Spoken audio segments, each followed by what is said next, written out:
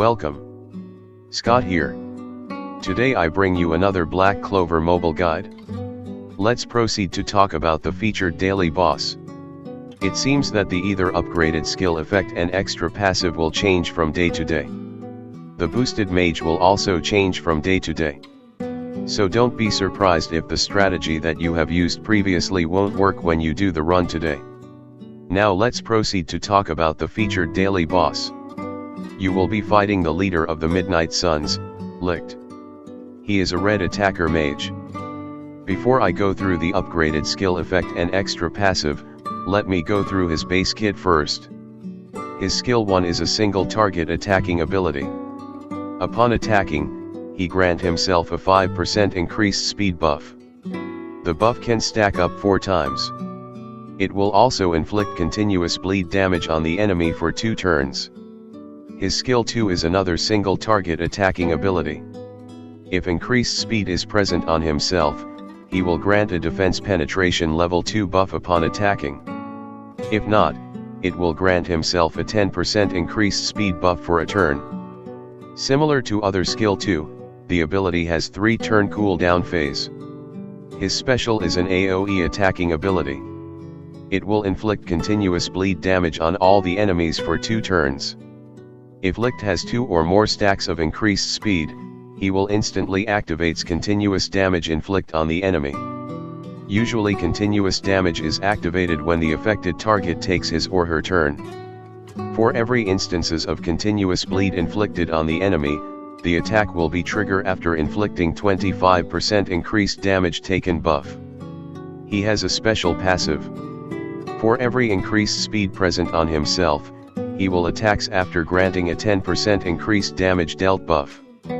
If at least one target enemy is taking continuous bleed damage, he will gain a 20% increased mobility buff. Like other bosses, he is immune to silence, total silence and status ailments such as stun or freeze. He is also immune to reduced mobility, mobility depletion, and reduced speed. On top of his default skill abilities and passive, he will also gain an upgraded skill effect or extra passive. This will change from day to day of the boss fights. For today's boss buff, these are the following effects. Upon attacking the affected target that has been inflicted with continuous bleed damage with his skill 1, it will inflict continuous bleed damage on other enemies, except the one who is already taking continuous bleed damage for 2 turns. Upon attacking the affected target that has been inflicted with continuous bleed damage with his skill 2, it will inflict a extended bleed duration by 1 turn debuff on the target.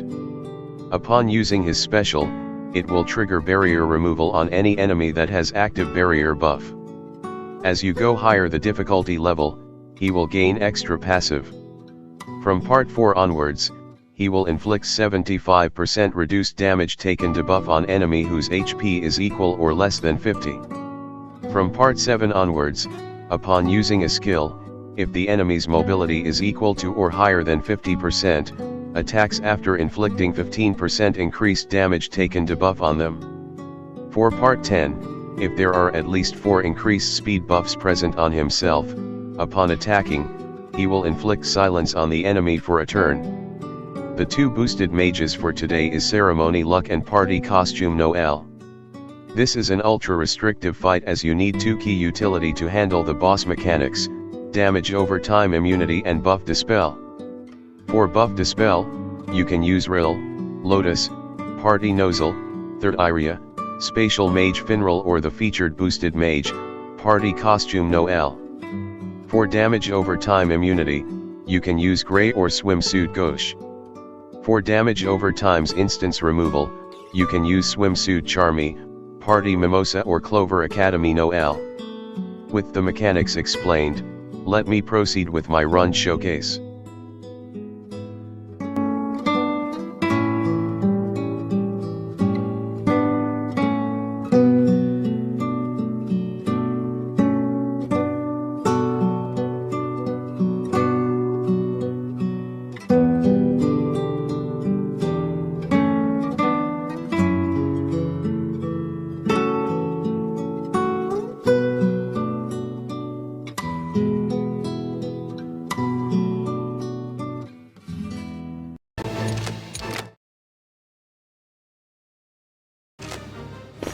It's the end.